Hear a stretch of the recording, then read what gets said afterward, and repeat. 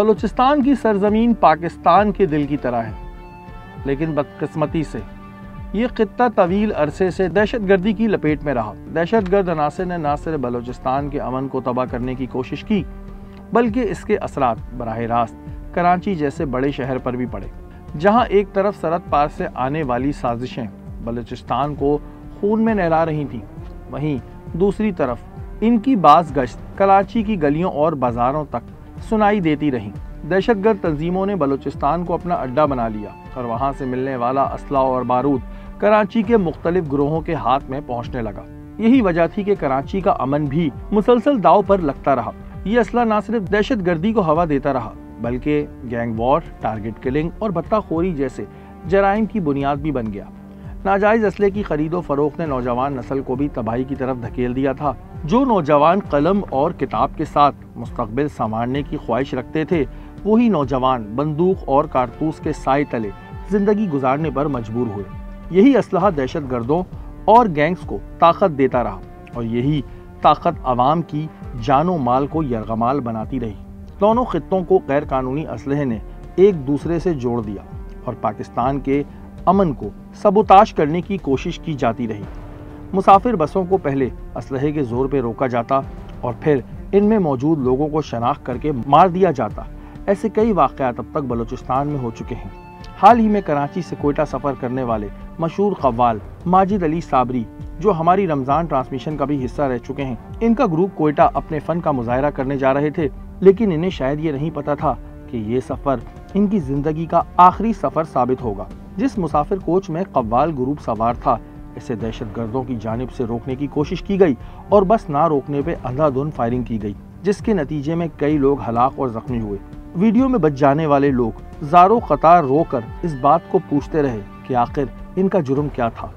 ये तमाम दहशतगर्द जिस चीज़ के ज़रिए शेर बनने की कोशिश करते हैं, वो असला और बारूद है, जिसके ज़रिए ये जिस पर चाहें जब चाहें हमला करते हैं। हम असलहे और दहशतगर्दी के खिलाफ जंग हमेशा से लड़ते आ रहे हैं, चाहे वो शहर हो या गांव, शहरों की सरहदों पर हो या फिर मुल्क की सरहदों पर। हमने हमेशा अपने कानून नाफिज करने वाली एजेंसियों के साथ शाना बशाना काम किया है। ऑपरेशन से कबल पाक आर्मी एफसी बलूचिस्तान के तमाम जवान हौसले और हिम्मत के साथ मैदान में उतर चुके थे। इनका जज्बा और जोश इनकी आंखों से अयां हो रहा था। पाक आर्मी एफसी बलूचिस्तान के जवान शिकार को दबोचने के लिए बेचैन थे। पार्टी हसान बाश, दालबदीन राइफल्स, आज हम लोग एक ऑपरेशन पे जा रहे हैं। जैसे कि आपको विंग कमांडर साहब ने बता दिया है, कोई ऐसा बंदा जिसको कोई मसला हो, कोई प्रॉब्लम हो, हाउ इज योर मोरल? नाराए तकबीर। जी नाज़रीन, इस वक्त में मूवमेंट शुरू हो चुकी है एफसी फोर्स की और आपके सामने इस वक्त के एफसी फोर्स के जवान जो है वो गाड़ियों में बैठना शुरू हो गए। नार्को और वेपन्स का एक बड़ा ऑपरेशन इस वक्त होने जा रहा है यहाँ पर, और इस वक्त एफसी फोर्स दालबदीन जो है वो मूव करेगी उस लोकेशन के लिए जिसकी इंफॉर्मेशन थी। काफिला चल चुका था अपनी मंजिल के जानिब।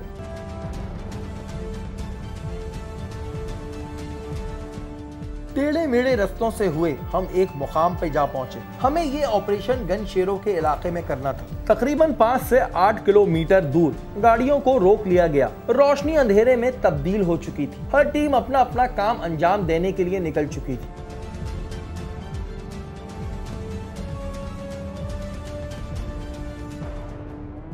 नाज़रीन, आप लोग देख सकते हैं कि एफसी दालबदीन जो है इस वक्त मूवमेंट करना शुरू हो चुकी है। हम अभी लोकेशन से दूर हैं, लेकिन अभी जो है पैदल चलते हुए हमें 4 से 5 किलोमीटर का फासला तय करके उस लोकेशन पे पहुंचेंगे जहां की इन्फॉर्मेशन है। लेफ्टिनेंट कर्नल इफ्तिखार हमारे साथ मौजूद हैं। इफ्तिखार साहब, अब मूवमेंट शुरू हो चुकी है आपकी टीम की? जी बिल्कुल, मूवमेंट शुरू हो चुकी है। इस जगह से आगे का जो एरिया है वो थोड़ा सेंसिटिव है और हम ये एक्सपेक्ट करते हैं कि अगर हम अपनी गाड़ियों में मूव करेंगे तो शायद उनको पता चल जाए, और सीक्रेसी रखने के लिए हम यहाँ से बहुत सीक्रेटली ऑन फुट मूव कर रहे हैं। दालबदीन राइफल एफसी बलूचिस्तान इस वक्त एक बड़ा ऑपरेशन करने जा रहा है। अल्लाहू अकबर के नारे फिजा में गूंज उठे। एक जज्बे के साथ हम आगे बढ़ने लगे। शाबाश शाबाश शाबाश, भागने नहीं देना, पीछे से कवर करो, उस तरफ जो कवर करो, पीछे से कोई गाड़ी ना आ जाए। काफी देर से फायरिंग कर रहे थे और आगे इस वक्त में एफसी के जवानों ने इनको यहाँ पे ढेर कर दिया आपके सामने। ओह माय गुडनेस, ये देखें आप, अंदर कितना बारूदी सामान, कितना सब कुछ यहाँ पर मौजूद है। एफसी की एक बड़ी कार्रवाई इस वक्त आप देख रहे हैं। नार्को गैंग और वेपन्स के खिलाफ काफ़ी देर से फायरिंग कर रहे थे ये लोग, और पूरी गाड़ी जो है वो असलहे से बारूद से भरी हुई है। काफ़ी दहशतगर्द यहाँ पर हलाक भी हुए हैं जो अफगान बॉर्डर के ज़रिए यहाँ से नार्को और असला स्मगल करके ले जा रहे थे। मैं आपको दिखा दूँ जी, ये कंटिन्यूसली फायर हो रहे थे। आरपीजी राउंड कितने सारे यहाँ पर आरपीजी राउंड मौजूद हैं। पूरी गाड़ी जो है वो बारूद से भरी हुई है, पूरी गाड़ी असलहे से भरी हुई है। जैसा कि आपने देखा कि जो इन्फॉर्मेशन थी उसके ऐन मुताबिक काफ़ी ज़्यादा एम्यूनिशन और नारकोटिक्स जो है वो ये लेके जा रहे थे। इसमें गैर मुल्की वेपन्स कौन कौन सा है, और ये क्योंकि हमें यहाँ पे डिफरेंट वेपन्स नज़र आ रहे हैं जो हमें भी नहीं पता है, तो थोड़ा सा हमें वेपन्स के बारे में एक्सप्लेन कीजिए। ये हमारे पास जितनी तकरीबन 15 SMGs पकड़ी गई हैं। ये 15 SMGs सारी की सारी चाइनीज़ हैं। वो जो हमने साइन उस वक्त देखा था, ये उससे ये बिल्कुल जी, मैंने उसी से अंदाज़ा लगा लिया ये चाइनीज़ है। इसके अलावा मेरे पास RPG-7 है, रॉकेट लॉन्चर्स हैं। अच्छा, ये दिस इज़ RPG-7, ये RPG-7 है। ये भी अगेन जिसका फायर भी हुआ था उस वक्त, जिसका फायर भी हुआ था, और ये एक anti tank short range weapon है। ये जब एनिमी इस्तेमाल करता है तो हमारी किसी भी जीप को, गाड़ी को बड़ी इजीली डिस्ट्रॉय कर सकता है। बिल्कुल। अच्छा, इसके साथ साथ एक बड़ा ही इनके पास मोहलिक हथियार है, ये PKMG है। इसकी बात जी हाँ जी, ये बेसिकली रशियन MG है, और ये बड़ी ही कॉमनली यूज्ड होती है स्मगलर्स के पास। स्मगलिंग का काम बलूचिस्तान से कराची तक काफ़ी अरसे से चलता चला आ रहा है। जब भी कोई चीज़ बलूचिस्तान से स्मगल होती है तो वो हब के ज़रिए कराची में पहुंचती है, क्योंकि हब आखिरी दरवाज़ा है। बलूचिस्तान से जहां ईरानी डीजल और दूसरी चीज़ें स्मगल होकर आती हैं, वहीं असलहा, मंशियात और नॉन कस्टम पेड गाड़ियां भी स्मगल होके काफ़ी अरसे से आ रही हैं। बंदरगाहों के करीब मौजूद काली मार्केट्स और सरहदी रास्तों के ज़रिए चलने वाला ये मकरू धंधा मईशत को कमज़ोर करता है और जराइम को जन्म देता है। कराची की गलियों में स्मगल शुदा सामान की दस्तयाबी और हब के पहाड़ी रस्तों से गुजरने वाले काफिले इस बात का सबूत हैं कि ये कारोबार किस कदर मुनज़्ज़म और ताकतवर माफिया के हाथ में है। यही स्मगलिंग रियासती रिट को चैलेंज करती है, टैक्स के निज़ाम को नुकसान पहुंचाती है और माशरे में गैर कानूनी मईशत को फ़रोग देती है। बलूचिस्तान से पहले कराची का आखिरी थाना मौचको आता है, जिसमें अब तक बड़ी तादाद में स्मगलिंग की कोशिशों को नाकाम बनाया जा चुका है। हाल ही में गैर कानूनी डीजल के 6 केसेस रजिस्टर हुए, जिसमें मुल्जिमान को पकड़ा गया। 4000 लीटर के करीब डीजल और गैर कानूनी पेट्रोल को कब्जे में लिया गया। तकरीबन बड़ी तादाद में मंशियात भी पकड़ी गई। इसके अलावा 17,000 किलो से जायद गुटका मावा भी पकड़ा गया, लेकिन ये फिर भी बाज नहीं आते और स्मगलिंग के नित नए तरीके सोचते रहते हैं। असलहे की स्मगलिंग की एक इन्फॉर्मेशन मौचको थाने को मौसूल हुई, जिसमें बलूचिस्तान से कराची असलहा आ रहा था। जैसे ही इस इन्फॉर्मेशन का हमें पता लगा, हमने मौचको थाने का रुख किया। अच्छा फैसल साहब, अभी क्या इन्फॉर्मेशन है, किस इन्फॉर्मेशन पे आप लोग काम कर रहे हैं? देखें, इधर से इन्फॉर्मेशन तो हर दूसरे तीसरे कोई ना कोई आती रहती है। कभी मंशियात की है, कभी गुटका मावा है, छालिया है। अभी हमारे पास एक है इन्फॉर्मेशन वेपन की, तो कोई गाड़ी में वेपन आएगा, उस पर काम कर रहे हैं। आप यहाँ के DSP हैं, और मैंने जैसे कि फैसल साहब से भी सवाल किया कि बड़ा ही एक सेंसिटिव किस्म का ये थाना है और यहाँ पर जो है 24 घंटे जिसे कहते हैं अलर्ट रहना पड़ता है, तो क्या हिकमत अमली रहती है अमूमन आपको? बिस्मिल्लाहिर्रहमानिर्रहीम, ये है कि हमने 24 घंटे उस पर बॉर्डर पे पकड़ लगाई हुई है, और वो 2 शिफ्टों में 24 घंटे अलर्ट रहती है, और बॉर्डर लगता है, स्मगलिंग होती है। हमारे जवान जो है ना 24 घंटे चेकिंग करते रहते हैं। अक्सर उन्होंने मुंशियात भी पकड़ी, आइस भी पकड़ी और गुटका मावा भी पकड़ते हैं। बहरहाल काफ़ी कार्रवाइयाँ की हैं जब तक मैं आया हूँ। काफ़ी कार्रवाइयाँ जी इस हम थाने की सुनते रहते हैं, और बड़ी अच्छी बात है कि ज़ाहिर कर रहे होते हैं जितने भी वसाइल हैं, उन वसाइल के साथ यहाँ पर कार्रवाई करना एक बड़ी बात है यहाँ पर। और आज जो इन्फॉर्मेशन है एक बड़ी सेंसिटिव इन्फॉर्मेशन है, और काफ़ी दिन से जो पुलिस है उस इन्फॉर्मेशन के पीछे लगी हुई थी। ज़ाहिर है इन्फॉर्मर कभी कुछ टाइम देता है, कभी कुछ टाइम देता है। अब आज का टाइम दिया गया है, अभी देखते हैं कि आज क्या सूरत हाल होती है। थाने से हमने रुख किया मौचको चौकी का, जो हब के करीब है। ये रास्ता काफ़ी तवील था और ज़्यादा रश होने की वजह से ये लोग बचकर भी निकल जाते हैं, और इस बार तो स्मगलिंग में ख़वातीन का इस्तेमाल भी किया जाना था, तो इन्हें पकड़ना मुश्किल था।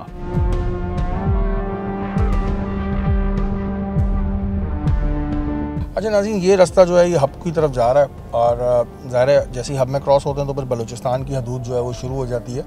और ये मेन जगह है जहाँ से जितनी भी चीज़ें बलूचिस्तान से स्मगल होकर आ रही होती हैं वो इसी रास्ते से आती हैं। तो इस हवाले से भी ये जगह जो है ये बड़ी एक सेंसिटिव प्लेस होती है और इधर सर्विलेंस बड़ी रखी जाती है। इधर रेंजर्स की भी चौकी है, इधर कस्टम की भी है, इधर नारकोटिक्स की भी है। तो इधर काफ़ी चौकियाँ होती हैं जैसी हम कराची में एंटर करते हैं। अभी जो पुलिस के पास इंफॉर्मेशन है वो यही है कि जी असलहे की एक खेप है, उसको लेके आया जा रहा है, जिसमें ख़ातून जो है वो फैमिली बना के उन्होंने बिठाई हुई है। और बड़ा एक रश वाला रोड होता है, ये 24 घंटे इस रोड पे रश रहता है क्योंकि ट्रकों की आमद रफ्त होती है, पैसेंजर गाड़ियाँ आ रही होती हैं। तो इस रोड की इस हवाले से भी एक बड़ी अहमियत है कि ये रोड जो है एक तो हर वक्त ही जो है वो बिज़ी रहता है और इधर सर्विलेंस जो है वो 24 आवर्स रखनी बहुत ज़रूरी है।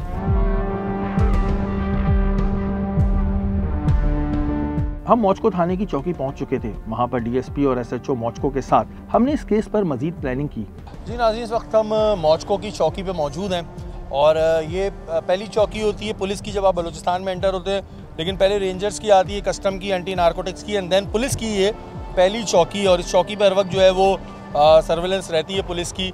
और अभी यहाँ पर हम लोग आए हुए हैं, अभी वेट हो रहा है इन्फॉर्मेशन का, क्योंकि इन्फॉर्मेशन का टाइम ज़रा अभी डिफरेंट है। बकौल इन्फॉर्मर के कि गाड़ी जो है अभी रास्ते में, अभी अगर गाड़ी यहाँ से क्रॉस करेगी तो फिर इसको जो है वो पकड़ा जाएगा और जो भी अंदर की सूरत हाल होगी वो आपको टेलीविज़न स्क्रीन पे हम दिखाएंगे। हेलो, हाँ जी, किधर पहुँचे हैं? अच्छा, अभी वो हब चौकी पे होटल पे खड़े हैं, चाय पी रहे हैं। अच्छा, रास्ता क्लियर कर रहे हैं, ठीक है। बस जैसे मूव हो तो बता देना मुझे कि निकल गए। अभी सर वो हब चौकी पे खड़े हैं, चाय पी रहे हैं, 2 लेडीज़ हैं और 1 जेंट्स है। नफरी को अलर्ट कर दें, नफरी को अलर्ट कर देते हैं। अलर्ट करके जो है ना अभी तकरीबन आधा घंटा लग जाएगा, बंदा पीछे है हमारा।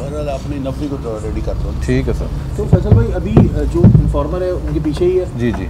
और क्या बता रहे, गाड़ी में लेडीज़ भी हैं? 2 लेडीज़ हैं और 1 जेंट्स है। लेकिन अभी बीच में 3 चौकियाँ और आएंगी, देन फिर हमारी बारी। 3 चौकियाँ अगर क्रॉस करेंगे तो फिर इधर आएंगे। अगर 3 चौकियों पे अगर वो पकड़े गए तो एक अलग बात है, लेकिन अगर यहाँ पर आएंगे तो पुलिस के पास जो है वो पूरी इन्फॉर्मेशन है उस गाड़ी के हवाले से। और इनकी टीम जो है ये काफ़ी दिनों से इस गैंग के पीछे भी है। और अभी इन्फॉर्मर ने ये बताया कि वो है हब के पास ही, लेकिन थोड़ा ज़ाहिर है उनकी भी सर्वेलेंस होती है, वो भी अपने लोग भेज के देखते हैं। भेजते हैं, ज़रूर भेजते हैं। तो हम तो ऐसी चेकिंग करेंगे जैसे हमारी रैंडम रोज़ाना की बुनियादों पर होती है। रैंडम वाली चेकिंग करेंगे, रैंडम जी चेकिंग होगी। और फिर अगर वो 3 चौकियाँ क्रॉस कर जाते हैं, जैसे कि पहले 3 चौकियाँ आती हैं जब हम हब क्रॉस करते हैं, और उसके बाद ये चौथी चौकी और पुलिस की पहली चौकी होती है, अगर इस तरफ से गुजरते हैं तो देन फिर इंशाल्लाह ताला जो है उनको पकड़ लिया जाएगा। इन्फॉर्मेशन पक्की हो चुकी थी, पुलिस ने अपनी पूरी तैयारी कर ली थी। एसएचओ मौचको ने अपनी टीम को सारी सूरत हाल से आगाह कर लिया था। असले से भरी गाड़ी कराची में बस दाखिल होने वाली थी। इन्हें किस तरह पकड़ना था, इस हिकमत अमली पर एसएचओ ने काम शुरू कर दिया। अभी एक कार आएगी 86 करोला है, वाइट कलर की, ठीक है। उसमें 2 लेडीज़ और 1 जेंट्स है। उसमें वेपन की इतला है, असले की, और बड़े एहतियात से रोकना है क्योंकि असला पता नहीं अब किस कंडीशन में है, अंदर है, बाहर है, किधर है। लेकिन जब रोकना है तो बड़े तरीके से और फौरी उनको पकड़ना है, ठीक है ना, ताकि उनको असला उठाने का मौका ना मिले। अभी उधर से चेकिंग जो हमारी चल रही, दोबारा उस पर शुरू करो। 10-15 मिनट में वो गाड़ी उधर से निकलने वाली है, ठीक है जी नाज़रीन। यहाँ से अभी फैसल साहब की टीम जो है वो निकलना शुरू हो चुकी है और अभी इस रोड को जो है वो पूरा पुलिस ने जो है अपनी स्नैप चेकिंग का अमल शुरू कर दिया है और गाड़ी की पूरी इंफॉर्मेशन है पुलिस के पास, लेकिन अभी बहरहाल चेक किया जा रहा है। इन तमाम गाड़ियों को पुलिस की जानिब से चेक किया जा रहा था जिन पर शक था। इस वक्त पुलिस अपना चेकिंग का अमल कर रही है। डीएसपी साहब, एसएचओ साहब इस वक्त खुद ऑन ग्राउंड इस वक्त मौजूद हैं और पुलिस ने अपनी मोबाइलें जगह जगह लगाई हुई हैं कि अगर किसी तौर पर भी यहाँ पर कोई इस तरह की मूवमेंट होती है, कोई गाड़ी आती है, और जैसा कि इन्फॉर्मर ने बताया हुआ कि गाड़ी आ रही है, लेकिन अभी सिर्फ यही शो कर रहे हैं कि जैसे जनरल चेकिंग हो रही है, क्योंकि ये चेकिंग 24 घंटे होती है यहाँ पर, तो उस तरह जनरल चेकिंग कर रहे हैं। बास औकात ऐसा भी होता है कि स्मगलर शक होने पर भी गाड़ी तब्दील कर लेते हैं। मामला बहुत संगीन था, इसलिए स्नैप चेकिंग बहुत सख्ती से की जा रही थी। आप डिक्की खोलें सर। कहाँ से आ रहे हैं आप? जी, कहाँ से आ रहे हैं? अब चौकी से। क्या करते हैं आप? हमारी कपड़े की शॉप। डिक्की वगैरह देखें इनकी। आलू, टमाटर, सब्जी। हाँ, वो देख रहे हैं, चेक कर रहे हैं। अस्सलाम वालेकुम सर, कहाँ से आ रहे हैं आप? आप चौकी से क्या करते हैं आप? हम लोग मुंशी है सर। कहाँ पर? अलमक्के कलौज़े। कहाँ से आ रहे हैं सर? कहाँ जा रहे हैं? कहाँ से आ रहे हैं सर आप? कोयटा से। कहाँ जा रहे हैं? कराची क्यों जा रहे हैं? गाड़ियाँ खरीदने, ट्रांसपोर्ट शोरूम है। क्या नाम है आपका? फैज़ मोहम्मद साहब।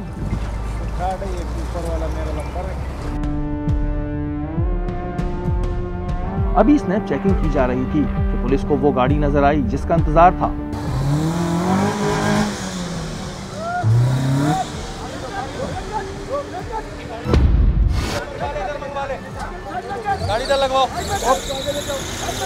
पुलिस ने जैसे ही इस गाड़ी को रोकने को कहा वैसे ही इसने भागने की कोशिश की।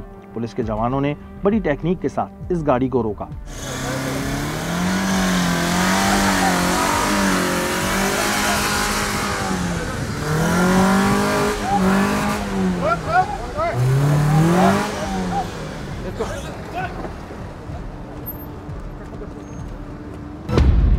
ये औरतों को भी उतारो जी, यहाँ पर लेडीज को उतारो। वो पुलिस ने रोक लिया है और पुलिस इस वक्त चेक कर रही है यहाँ पर गाड़ी को, और गाड़ी को इस वक्त चेक किया जा रहा है।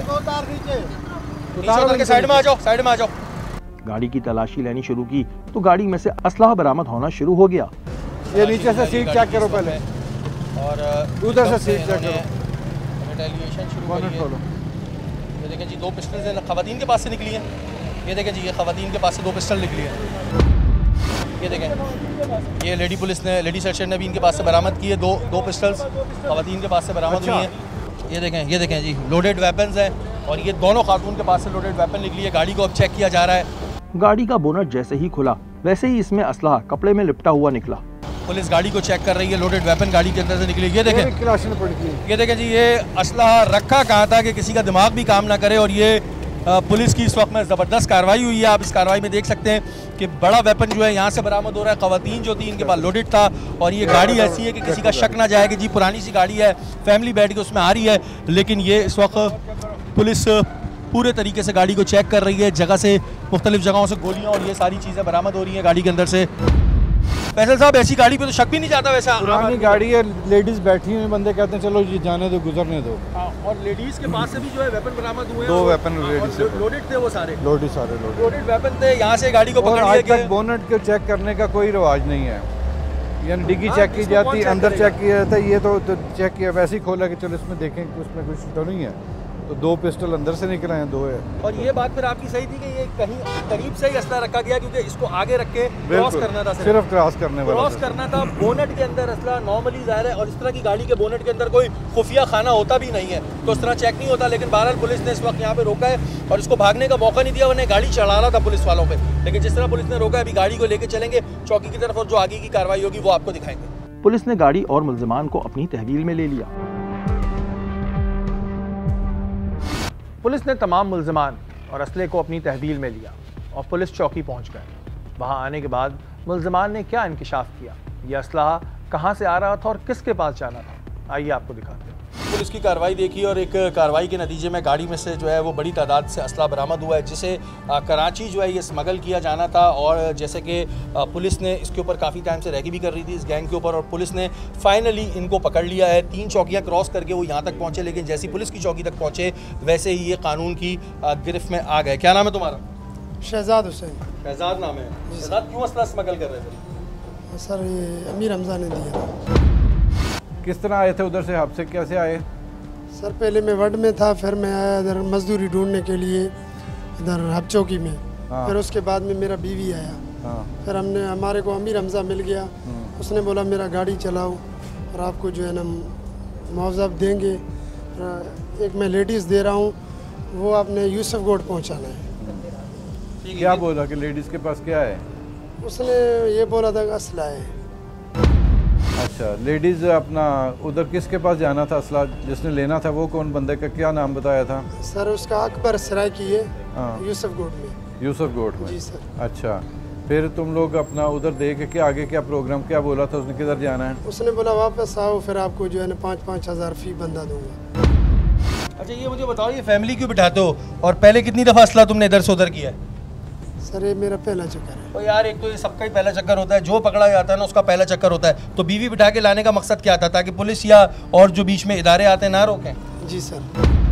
है जी सर। तो तुम्हें शर्म नहीं आ रही कि ये एक असला है, ये लोगों की लिए कितना ख़तरनाक है, इससे दहशतगर्दी होती है, और तुम लोग सिर्फ 5,000 रुपये के पीछे, 10,000 रुपये के पीछे, 15,000 के पीछे तुम ये काम करना शुरू हो गए हो?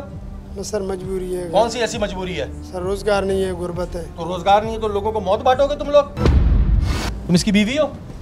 जी सर। है? जी सर। तो तुम ये काम कर रही हो अपने शौहर के साथ मिलके, तुम्हें कोई वो नहीं है खौफ खुदा है ये कि तुम क्या काम कर रही हो? मुझे तो ये लेके आया था साथ में कि हम घूमने जा रहे हैं। तुम्हें पता ही नहीं था गाड़ी में? नहीं, मुझे नहीं पता था। मुझे इसने कहा दोस्त ने गाड़ी दी है, घूमने जाना है। घूमने जा रहे हैं? तो इसने तो अभी बताया कि मेरी बीवी को ही पता था? नहीं, मुझे नहीं पता था। तुम्हें पता ही नहीं था किस मसला है? इससे पहले कितनी दफ़ा बंदी हो? सर मेरे को तो ये पहली बार घुमाने के लिए लेकर आया। घूमने आए थे तुम? जी। तो यूसुफ गोड में किसके पास असला पहुंचाना था? मुझे इन्होंने लिफ्ट दी थी। अच्छा। अकबर सराइकी जो है, जो यूसुफ गोट में है, उसके पास ये जो तीसरे नंबर पे औरत खड़ी हुई है, ये तुम्हें लेके जा रही थी? जी सर। इसको पता था? जी सर। क्यों झूठ बोल रही हो तुम? बीबी हैं? लिफ्ट दी थी, ये दी थी। कौन है अकबर सराइकी? तुम्हें कितने पैसे मिलते हैं ये बताओ? 5,000। 5,000 रुपये मिलते हैं। अमीर हमजा को कैसे जानती हो? उससे मुझे असला लेकर जाने का कहा था अकबर सराइकी के पास। अच्छा, अमीर हमजा को कब से जानती थी? उसे मैं नहीं जानती हूँ। नशा लेती हो तुम? हाँ। नशा लेती हो क्या? आइस लेती हो? आइस का। अच्छा ये अब ज़ाहिर है आप लोगों ने पकड़ लिया, अभी मज़ीद इन्वेस्टिगेशन होगी, उसमें ये चीज़ें सामने आएंगी। लेकिन फैसल भाई ये एक बड़ी अलार्मिंग सिचुएशन होती है कि औरतों का इस्तेमाल अब इस तरह की चीज़ों में किया जाने लगा है। जी, औरतों का भी इस्तेमाल, औरतें आपकी अपना स्ट्रीट क्राइम में भी आ गई हैं, मंशियात फरोशी में भी हैं, बहुत सारी औरतें इसके साथ, बहुत सारी बंद भी हुई जेलें। आप देखें काफ़ी जेलों में औरतें भरी पड़ी हैं। डीएसपी साहब ये देखें कि इसमें कितनी डिडाई के साथ चैम्बर्ड, बिल्कुल जिसे कहते हैं असला लोडेड रखा हुआ था, और अल्लाह ताला ने बड़ी जिसमें मेहरबानी भी की कि कोई ऐसा वाक़या पेश नहीं आया, और आप लोगों ने जिस फुर्ती के साथ एक्शन लिया उसमें कोई मौका नहीं मिला। लेकिन आप ये देख रहे हैं कि कितने आराम से ये अपना सोच के कि जी 5, 10, 15 में ये काम शुरू करना है। ये वैसे ही किराएदार होते हैं, असल तो इनके लेने वाले आगे होते हैं, पीछे भेजने वाले होते हैं। पहले मुंशियात भी पकड़ी तो वो भी किराए के होते हैं, उनको भी दिहाड़ी मिलती है, तो ये सारे किराए वाले ही हैं। अच्छा ये जो आप अमीर हमजा का जिक्र कर रहे हैं, इसकी कोई डिटेल है आपके पास? अभी तो बताया है इन्होंने, आपके देखेंगे निकालेंगे इंशाल्लाह उसके सारे, इनसे कुछ और मालूमात लेंगे जब तफ्तीश शुरू होगी। अच्छा ये जो असला अभी ज़ाहिर पकड़ा गया है और ज़ाहिर बड़ा ख़तरनाक असला है, इसकी कुछ नौइयत पता है किस नौइयत का असला है? ये ऑटोमेटिक असला सारा, और जो ये पिस्टल है ये भी ऑटो है, यानी कि एक ही फायर में सारी ब्रस्टेड है, ब्रस्टेड सारे ऑटोमेटिक। और ब्रस्टेड तो वैसे भी ममनुआ होती है, ब्रस्टेड तो अलाउ नहीं होती, तो यानी कि इसको ब्रस्टेड किया गया है कि ब्रस्टेड हो जाए, क्योंकि ब्रस्टेड एक तरीके से बड़ी ख़तरनाक इस वजह से होती है कि ज़ाहिर है वो तो वैसे अलाउ ही नहीं है किसी भी तौर पर। अभी आप देख सकते हैं जी ये ब्रस्टेड वेपन्स हैं सारे, और जो असला है ये देसी साख का ही है, ये इम्पोर्टेड है? ये अभी तो चेक करेंगे, उसको कराएंगे। वैसे इम्पोर्टेड ही लग रहा है, लेकिन मोस्ट प्रॉब्ली देसी साख का भी हो सकता है। देसी साख तो ये राइफल दूसरी लग रही है, लेकिन पिस्टल जो है ना वो 30 बोर है। 30 बोर है। बहरहाल ये अभी जाएंगी, इसका फॉरेंसिक भी होगा, इसको चेक करेंगे। लेकिन जो इसमें सबसे ख़तरनाक बात है वो ये कि जब पकड़ा था तो ये सारा लोडेड वेपन था, और ज़ाहिर लोड रखने की वजह यही होती है कि अगर खुदा ना खास्ता कुछ होता है तो फिर ये फायरिंग करने में कोई जो है वो नहीं करते हैं। उसके अलावा दूसरी चीज़ ये कि ये असला जो है ये ब्रस्टेड है। ब्रस्टेड वेपन के बारे में थोड़ा सा बता दूं जिसको नहीं पता कि ब्रस्टेड वेपन वैसे जो स्मॉल आर्म वेपन होता है ये ब्रस्टेड वैसे भी नहीं रखना होता, क्योंकि ब्रस्टेड में एक साथ बहुत सारी गोलियां निकलती हैं जो काफ़ी ख़तरनाक होती हैं। लेकिन बहरहाल अभी मज़ीद इंटेरोगेशन डिपार्टमेंट करेगा, और दैन उसके बाद जो है वो फैक्ट्स एंड फिगर्स हमारे सामने आएंगे। लेकिन अभी की जितनी कार्रवाई है वो आपने टेलीविजन स्क्रीन पर देखी। नाज़रीन तो हमारे साथ SSP किमारी captain retired Faizan Ali साहब मौजूद हैं, और अभी आपने मौजको पुलिस की एक अच्छी बड़ी कार्रवाई भी देखी। फैज़ान भाई सबसे पहले हम बात करेंगे मौजको थाने की, जो जब हम हब में दाखिल होते हैं तो कराची का पहला थाना ही पड़ता है, और बड़ा एक सेंसिटिव थाना है, इस पर कार्रवाइयाँ होती रहती हैं। असलहे के स्मगलिंग के हवाले से जो आपने केस किया इसके बारे में थोड़ा सा बताएं। ये बेसिकली आपको पता है थ्रेट्स तो रूटीन में जो है हमारे पास आते रहते हैं, और अभी जब ये है कि ये 12 रबीउल का टाइम है और रिलीजियस गैदरिंग्स का टाइम है, तो यहाँ पे ज़्यादा हमें इश्यूज़ होते हैं कि शायद इस तरह का कोई वाक़या हो सके, तो उस पर हम चेकिंग के मैकेनिज़्म को थोड़ा और बेहतर कर देते हैं। जो हमारी रूटीन की चेकअप होती है उसको आप कह लें हम थोड़ा बेहतर कर देते हैं। उसमें यह था कि जब एक गाड़ी जो है ये तकरीबन कोरोला थी पुराने मॉडल की, इसको जब चेक किया तो इसके अंदर 2 लेडीज़ थी और एक जेंट्स था जो बैठे हुए थे। और गाड़ी की जब सर्च की तो आप ये समझें कि डिग्गी से या सीटों के नीचे से कोई ऐसी चीज़ नहीं मिली, लेकिन जब इसके बॉनेट को हमने खोल के इंजन कंपार्टमेंट को देखा तो ये जो वेपन थे, 2 बड़े वेपन जो क्लाशनकोव .22 राइफल्स थी, ये उस इंजन कंपार्टमेंट के अंदर कंसील करके रखे गए थे, जिनको जब निकाला तो वो 2 पिस्टल और 2 निकले। इसमें एक बात ये अच्छी थी कि जो एमुनिशन था वो ना सिर्फ अलहदा से भी था बल्कि इनके मैगज़ीन के अंदर लोडेड भी था, जो कि एक हैरानकुन बात थी कि ये क्यों जो है इस तरह से किया गया। जब इसको थोड़ा सा इन्वेस्टिगेट किया गया तो मालूम ये पड़ा कि ये जो 2 औरतें पकड़ी गई और एक जो मर्द पकड़ा गया, ये बेसिकली एज आ कैरियर के तौर पे काम कर रहे थे, जिनको ये नहीं मालूम कि ये कहाँ सामान जाना है, किस लिए इस्तेमाल होना है, क्या पर्पज़ है इसका। तो बेसिकली उनको सिर्फ नाम का पता था कि हब से एक फलाना बंदा था, उसने हमें दिया है और इतने हमें पैसे मिले हैं इसको डिलीवर करने के। और अकबर नाम का बंदा जिसने जो है ये केमाड़ी के ये बल्दिया के एरिया से हमसे रिसीव करनी थी, हमने उसको दे देना था। तो जी अच्छा, इसमें एक चीज़ जो बड़ी हैरानकुन थी वो ये थी कि अमूमन जब भी कोई चीज़ें होती हैं तो गाड़ी की तो खुफिया कानों में होती है, डिग्गी में होती है, लेकिन बोनट में आज तक सुना नहीं। और शायद यही वजह थी कि 2 से 3 चौकियाँ क्रॉस करके, क्योंकि जब हम हब से एंटर होते हैं तो 2 से 3 चौकियाँ और दूसरी एजेंसीज़ की आती हैं, उनको क्रॉस करने के बाद फिर पुलिस ने फाइनली पकड़ा। तो ये भी एक नया तरीका लेकर आ गए। देखिए ये तरीक़ाकार हम अब जब यहाँ पे मुझे तकरीबन साल से ऊपर हो गया तो मोडस ऑपरेंडी चेंज होते रहते हैं। मंशियात को सप्लाई करना एक डिफरेंट टैक्टिक्स आपको नज़र आएगी, जहाँ पे गुटखा मावे की सप्लाई उसकी टैक्टिक्स अलग नज़र आएगी, वेपन्स की अलग नज़र आएगी। हमने इस तरह की आजकल जो देखा गया है, इस तरह के जब भी क्राइम होते हैं या कोई गाड़ी यूज़ होती है या कोई रक्षा यूज़ होता है तो उसके अंदर लेडीज़ का इस्तेमाल बेपनाह किया जाता है। इसलिए कि लेडीज़ को देखने के बाद एक हमारा कॉन्सेप्ट है या हमारी नेचर है, हम फैमिली का समझ के, लेडीज़ को समझ के हमने छोड़ देते हैं। लेकिन जब हमें ये चीज़ नज़र आनी शुरू हुई तो उस वक्त फिर हमने 24 आवर्स एक लेडी कांस्टेबल को पक्का वहाँ पे पोस्ट किया चौकी पे, जो 24 आवर्स अवेलेबल होती है, जहाँ पे हमें थोड़ा शक होता है किसी लेडीज़ को सर्च करने के लिए तो हम उसको यूज़ करते हैं। और मैं आपको बताऊँ कि हमें बेपनाह इसमें कामयाबियाँ मिली हैं, क्योंकि लेडीज़ हमने ऐसी भी पकड़ी जिसने बुर्का पहना हुआ है और अंदर जो है अपना उसने लिबास के साथ मंशियात को बिल्कुल एक जैकेट की तरह, जिस तरह सुसाइड जैकेट पहनता है उस तरह उन्होंने अंदर बांधी हुई हैं, ऊपर बुर्का पहना हुआ है। तो अगर लेडी कांस्टेबल हमारे पास अवेलेबल ना हो तो शायद वो हम उसको उस तरह से सर्च ना कर सकें और वो यहाँ से अनडिटेक्टेड यहाँ से चली जाए। अच्छा, अगर हम ज़िला केमाड़ी की बात करते हैं तो ये एक बड़ा सेंसिटिव किस्म का ज़िला है। ज़ाहिर है आपको 4 शमाले में यहाँ पे टाइम भी हो गया और आपके टाइम पीरियड में बहुत सारी हमने कार्रवाइयाँ भी देखी हैं।